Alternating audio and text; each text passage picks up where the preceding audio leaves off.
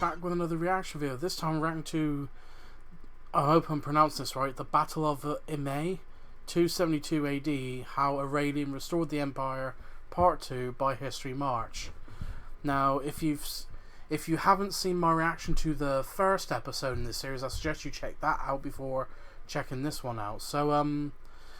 So yeah, so far it's been the first episode was really good.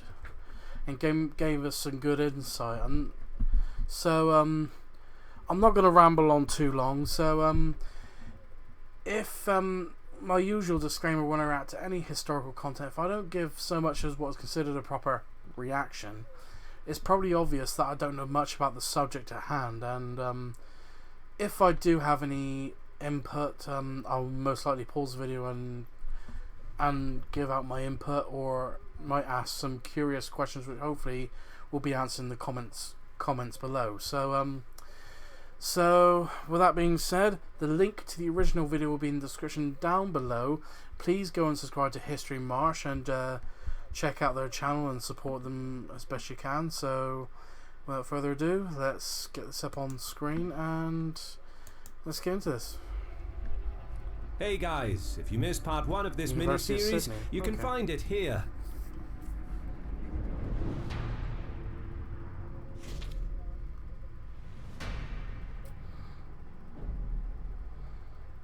Following the victory over the Goths in the Balkans, the flagging morale of the Roman forces had been restored, and with a restructured Danubian frontier, Aurelian could now muster strong field armies for the campaigns ahead, without compromising the empire's security. Ideal. The emperor wintered in Byzantium, making preparations for the upcoming war with Zenobia, and ensuring that the borders would be protected in his absence. Considerable manpower was allocated to defend the Balkans against the tribes from across the Danube. Troops were stationed in Italy to prevent a possible return of the Alemanni and the Iotungi. And in Narbonese Gaul, a substantial presence of imperial troops was required to guard against the Gallic Empire. Sorry if I pronounced that wrong. By spring 272, Aurelian had mustered his own army in Thrace and had completed all preparations. Zenobia, seeing that war with Aurelian was now inevitable, had her son Vaballathus declared Augustus, and had herself proclaimed Augusta, the traditional title of a Roman empress. But because of the Palmyrene failure to secure Bithynia, Aurelian was easily able to secure a bridgehead and march into Asia. He sent a second force to make a naval landing in Egypt under the talented Marcus Aurelius Probus, the future emperor. The logistical planning and execution of this invasion marked Aurelian as one of the greatest military thinkers of the 3rd century AD. His plan was a pincer movement on a massive scale, a true masterclass in strategic warfare. This video is brought to you by the Ridge wallet. It's light, sleek, and industrial. It doesn't fold or awkwardly bulge in your back pocket, and it seriously changed my whole pocket situation. Most people carry around those monstrous bulky wallets designed in the 90s, full of old receipts, gift cards, and hotel keys in an unorganized mess. Ridge wallet, on the other hand, is so good, it should be against the law. It holds up to 12 cards, plus room for cash. I'm a proud owner of the aluminium gunmetal wallet, but there are over 30 other colors and styles, including carbon fiber and burnt titanium. The durable materials means each wallet comes with a lifetime warranty. You could buy a Ridge wallet and carry it for life, and the Ridge team is so confident that you'll like it that they'll let you. Link is in the description. If that's what you're interested in, go check out the Ridge. Aurelian's war against Zenobia had two objectives. The first was to recapture those parts of the empire over which Zenobia had recently established her dominion. The most important of these were the wealthy provinces of Asia Minor, with their significant tax contribution to the coffers of the imperial government, and Egypt, with its vital supply of grain. The Mediterranean area of Syria, particularly the city of Antioch, was of secondary but still considerable importance. The Emperor's second objective was to eliminate Zenobia and to reduce the power of Palmyra so as to avoid a repeat of this dangerous situation. However, Aurelian knew that Syria would be heavily defended and that a prolonged war there was possible. This would prevent him from reaching Egypt by land, which he urgently needed to recover to secure a steady flow of grain, as well as revenues from the Red Sea trade. This was the main reason for his ambitious naval invasion to open a second front. The Roman fleet reached the Nile Delta sometime in the spring of 272. Very little is known about the campaign itself. Upon making landfall, Probus initially fought with success, but was then nearly captured. Further reinforcements helped him gain a foothold against the Palmyrene garrison, and by early June, Alexandria was safely back in Aurelian's control. Probus then began operations to retake the rest of Egypt. Meanwhile, after crossing into Asia Minor, the advancing Roman column was triumphantly welcomed by the inhabitants of Bithynia, who had successfully resisted Zenobia's domination. In Galatia, any Palmyrene troops stationed there were certainly not numerous enough to stop Aurelian's army, and they quickly withdrew to the southeast, bringing valuable intelligence about Aurelian's advance.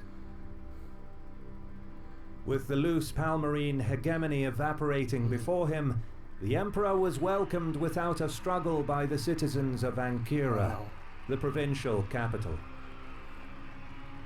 After making sure that his supply lines were secure, from here he proceeded southeast towards the Cilician Gates, a chasmic pass through the Taurus Mountains that connected the Anatolian plateau with the Cilician plains and Syria beyond. However, before he could reach the pass, his route took him to the town of Tyana in Cappadocia, which was strategically located along the route to Syria. The town refused to open its gates, but Aurelian could not afford to leave a hostile garrison along his lines of supply. Angered, he ordered the city besieged, pledging that he would not leave even a dog alive once the city had fallen. Desirous of plunder, his soldiers pursued the siege with all the more determination. The machine-like manner with which the Romans slowly choked the city over the course of several weeks spread fear among some sections of the population. With the pressure mounting, Tyana capitulated when one of the frightened residents betrayed the city to the emperor by showing to him a weakness in the wall. The capital of Cappadocia was now in the emperor's hands. But Aurelian thought better of his previous intention to massacre Tyana. With an insight rare among 3rd century emperors, he realized that sparing the city would set a precedent far more potent in the coming conflict. He ordered his army not to harm Tyana, thus presenting himself to the populace as a liberator rather than a conqueror. But his troops were none too pleased.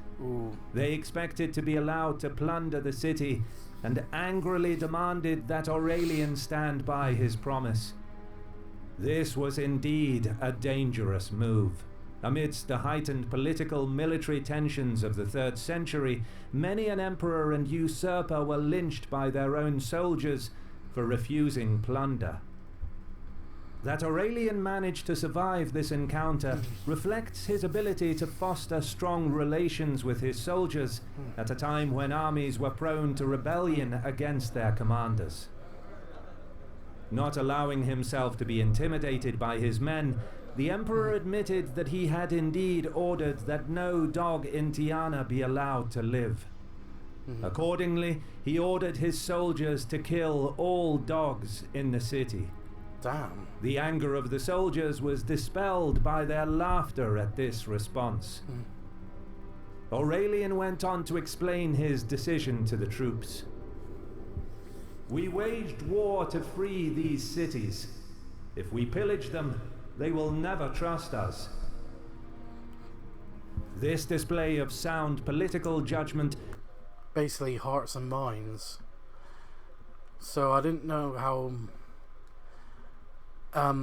Basically, if you've seen sometimes this helps in the this has helped a lot during a lot of historical campaigns that is trying to win over the population, which I don't know how difficult it was during this time or if it was easier, but yeah, that's usually one of the best ways to make the best progress, is trying to win over the citizens of the population. I could be wrong. That he understood that Zenobia was a formidable foe, and that he had better chances of defeating her through clemency rather than terror. With the capture of Tiana, the way to Syria now lay open. Aurelian's army marched into Cilicia without resistance, likely passing through Tarsus, the provincial capital, before heading east through Issus, where Alexander the Great had won his famous victory over the Persians. From here, the Roman emperor reached the port of Alexandretta.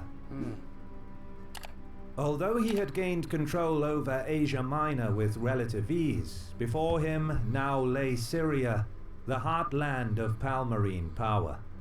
Wow. Meanwhile, in Egypt, Probus managed to topple the resistance and regain control of the province. He then proceeded to march towards the Levant.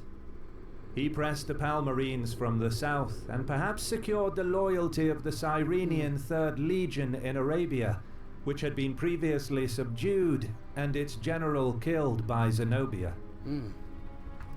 To address this, Zabdas detached a considerable force in anticipation of Probus's advance on Palmyra.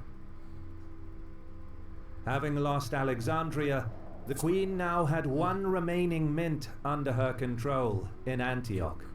Knowing that this would be Aurelian's first objective in Syria, it was here that she and her generals stationed Palmyra's forces in preparation for the Roman advance.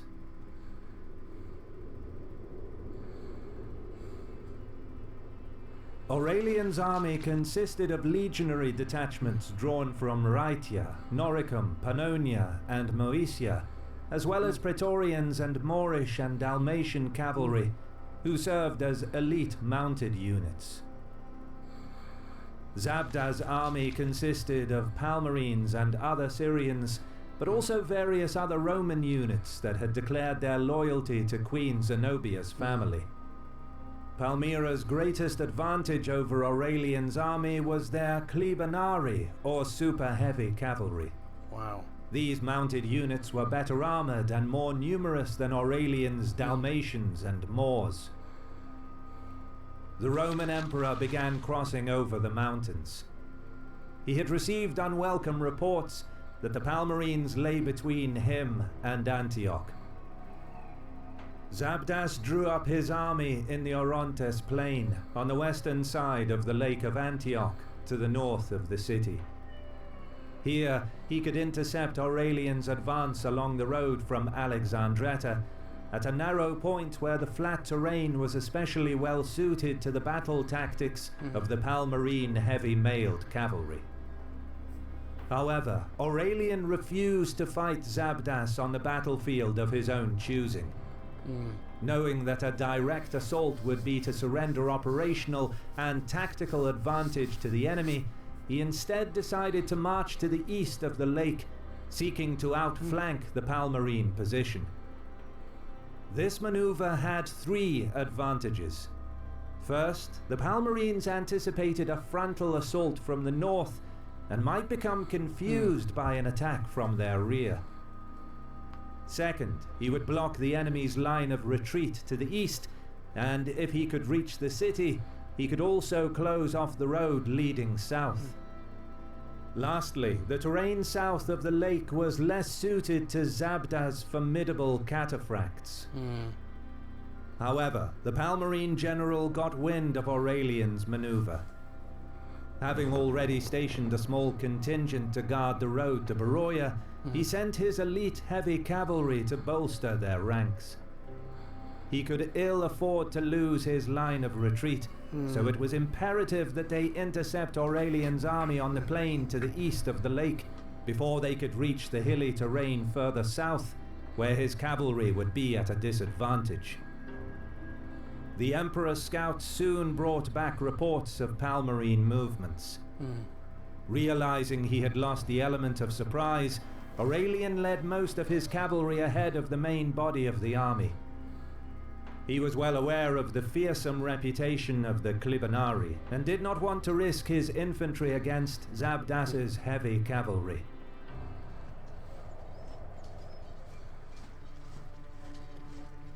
It was a hot June morning.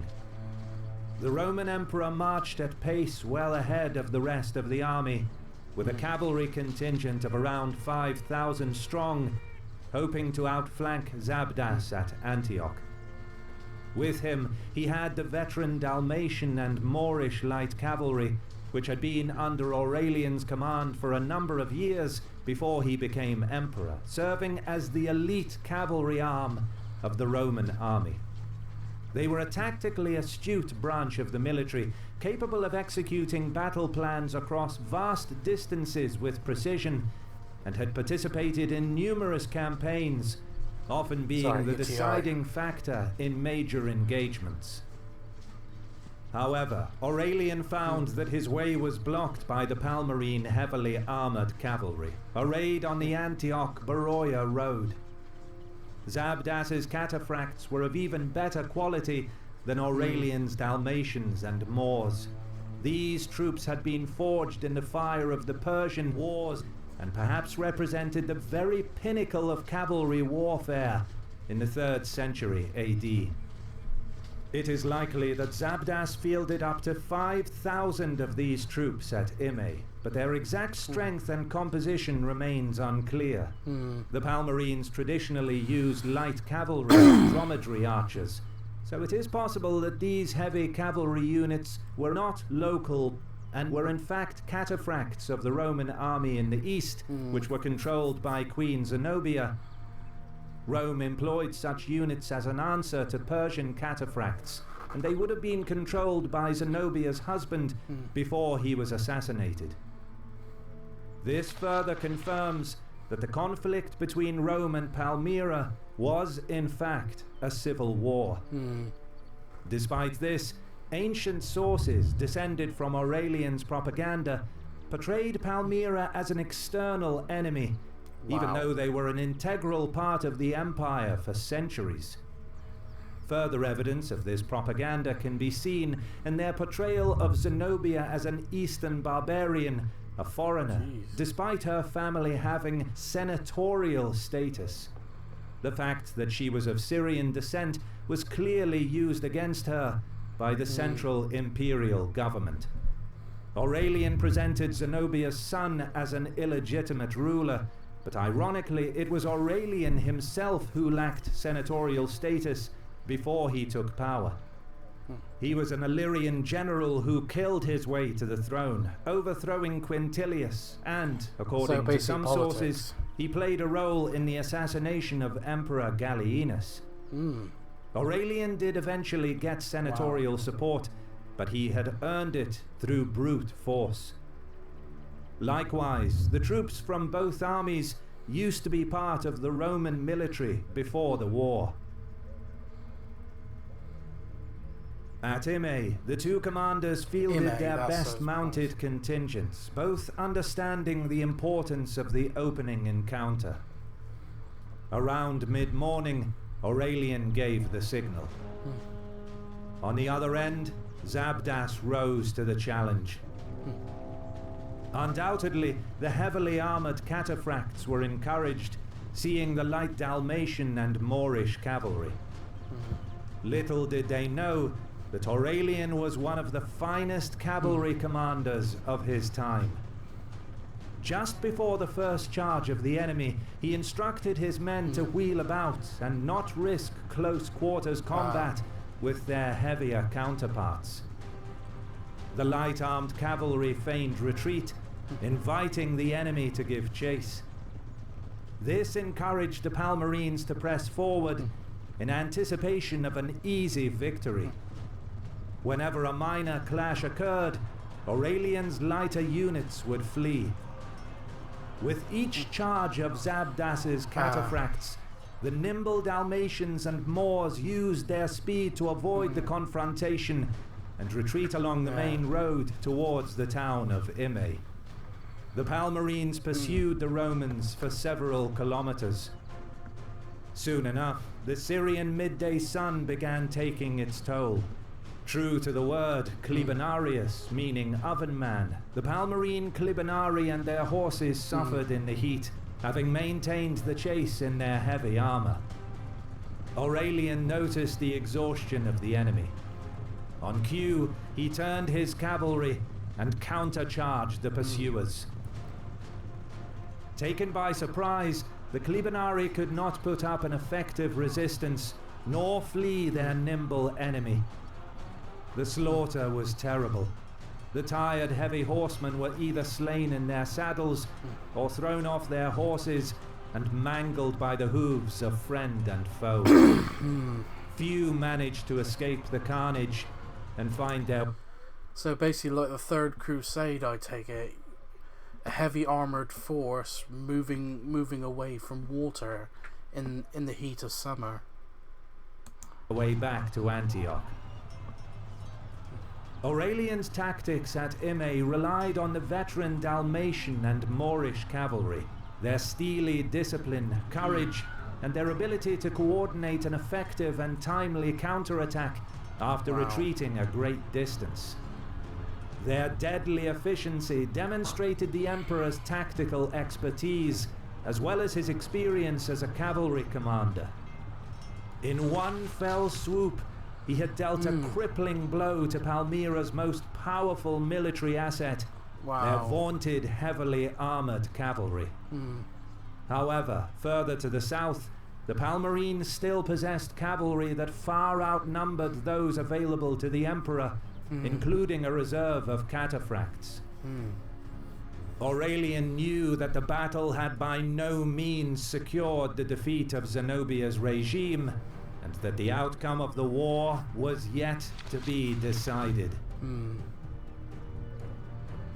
Credit goes to our awesome patrons who make videos like this one possible. Consider joining them to support our work. I thought this time I'll read the footnotes. General Zabdas and the survivors of the Battle of Immae rejoined the main Palmyrine army and retreated to Antioch, where Zenobia herself awaited. The rest of the Palmyrine forces were at Damascus, distracted by Probus's advance from Egypt. Most of the troops of the two armies did not engage at Immae, with only cavalry committed. Aurelian's deceptive maneuver left only a few of Palmyrine cavalry alive. However, Zenobia still possessed a reserve of Clibinari and a cavalry force larger than that of Aurelian. Subscribe to History and March, or Soul Invictus will fry your ass. Funny. So anyway, this has been another interesting video. If you like this reaction, please like, comment and subscribe, and I'll see you in the next one.